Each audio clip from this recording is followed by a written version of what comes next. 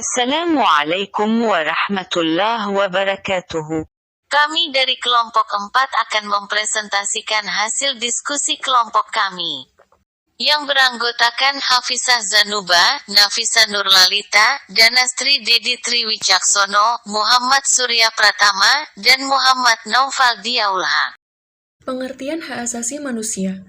Menurut John Locke, hak asasi manusia adalah hak yang dibawa manusia sejak lahir dan secara kodrati melekat serta keberadaannya bersifat mutlak dan tidak bisa diganggu-gugat. Sedangkan menurut Austin Rennie, hak asasi manusia merupakan ruang kebebasan bagi setiap individu yang dirumuskan dengan jelas dan rinci dalam konstitusi serta sudah dijamin pelaksanaannya oleh pemerintah.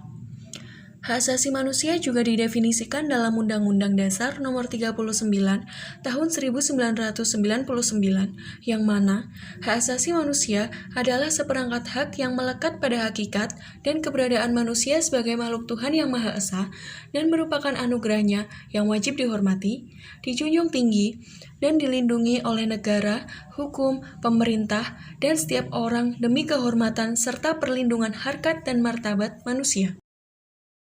Sejarah perkembangan HAM di dunia.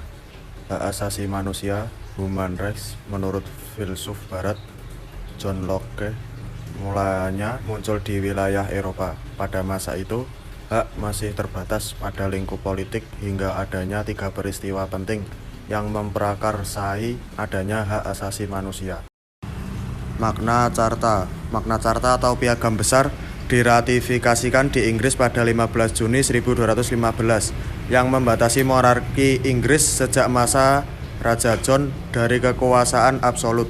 Pada masa itu terjadi perselisihan antara Paus, Raja John, dan baronnya atas hak raja.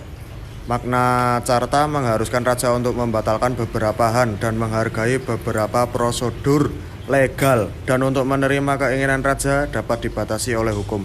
Magna Carta merupakan langkah pertama dalam proses sejarah yang panjang menuju ke pembuatan hukum konstitusional.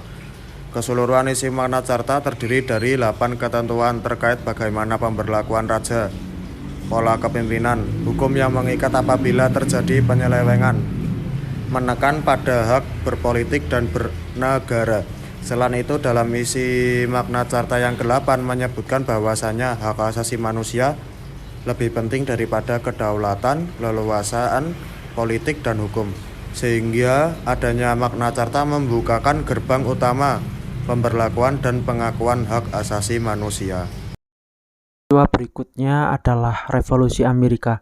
Revolusi Amerika terjadi pada tahun 1765 sampai 1783 di Amerika. Revolusi pada saat itu dilatar belakangi oleh beberapa hal, yaitu adanya paham kebebasan dalam politik dan perdagangan, munculnya berbagai macam pajak dan peristiwa The Boston Tea Party, hingga perselisihan dengan Inggris. Berbagai polemik perselisihan terjadi antara Amerika dan Inggris menelan banyak jiwa dan mengingkari hak masyarakat yang notabene-nya seharusnya dilindungi. Pada tahun 1776 dilakukan perjanjian perdamaian antara Inggris dan Amerika yang tertuang dalam perjanjian Versailles yang memuat beberapa poin. Yang pertama, Inggris mengakui kemerdekaan 13 koloni di Amerika. Kedua, Inggris harus menyerahkan daerah jajahannya di Amerika kepada Amerika Serikat kecuali Kanada. Ketiga, Inggris harus membayar kerugian dan hasil rampasan perang. Nah, pada isi perjanjian ini, perjanjian Versailles berisi bahwa Inggris mengakui koloni dari Amerika serta pernyataan bahwa Inggris menyerah.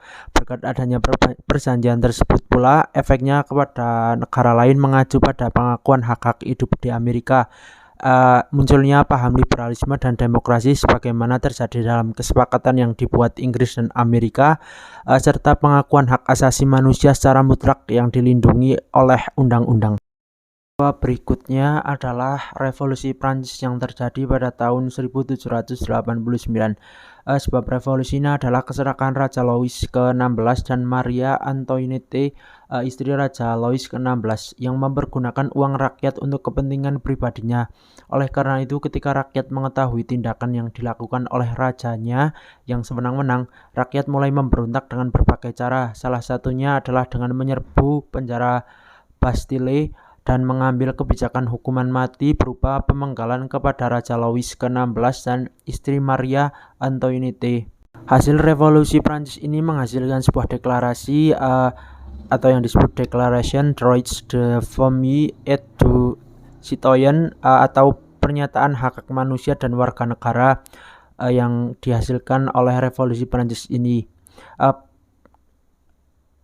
Pernyataan ini memuat atas 3 hal. Yang pertama, hak atas kebebasan, dan yang kedua, hak atas kesamaan atau legality, dan yang ketiga adalah hak atas persaudaraan atau fraternite. Seiring berjalannya pasca revolusi Prancis, bahkan pemahaman HAM juga terus berkembang. Sejak permulaan abad ke-20, konsep hak asasi berkembang menjadi 4 macam kebebasan atau the four freedom. Keempat macam kebebasan itu meliputi kebebasan untuk beragama, freedom of religion. Yang kedua, kebebasan untuk berbicara dan pendapat, freedom of speech. Yang ketiga, kebebasan dari kemelaratan atau freedom from want. Dan keempat, kebebasan dari ketakutan, freedom from fear. Materi yang selanjutnya yaitu proses perkembangan hak asasi manusia. Periode sebelum kemerdekaan 1908 sampai 1945.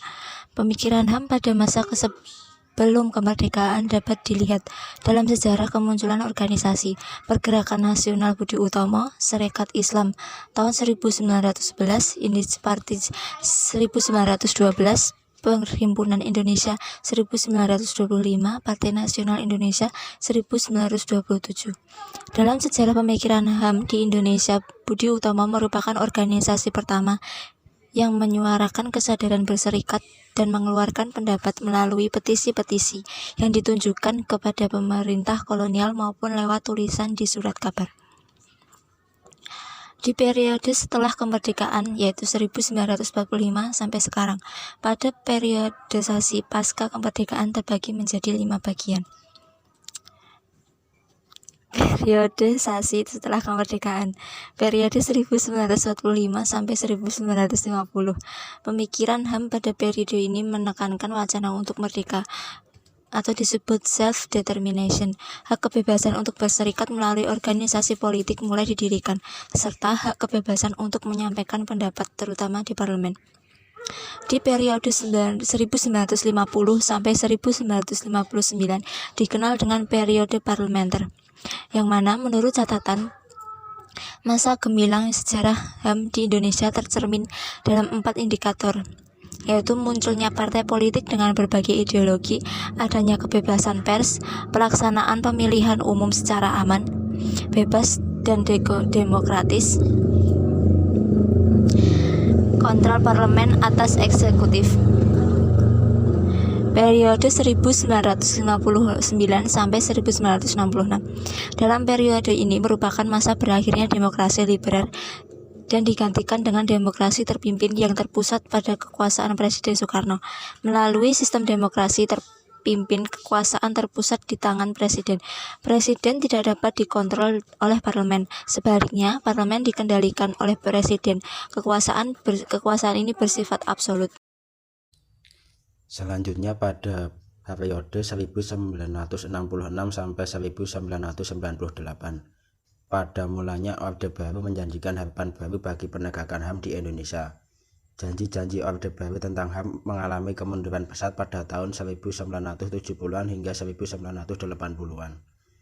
Setelah mendapat mandat konstitusional dari sidang MPRS, Orde Baru menolak HAM dengan alasan HAM dan demokrasi merupakan produk Barat yang individualistik, yang militeristik, juga bertentangan dengan prinsip lokal Indonesia. Periode pasca Orde Baru tahun 1998 adalah era paling penting dalam sejarah perkembangan HAM di Indonesia setelah terbebas dari pasukan rezim Orde Baru dan merupakan awal datangnya era demokrasi dan HAM yang kala itu dipimpin oleh B.J. Habibie. Perhatian pemerintah terhadap pelaksanaan HAM mengalami perkembangan yang sangat signifikan. Lahirnya TAP MPR tentang HAM merupakan salah satu indikator penting era reformasi.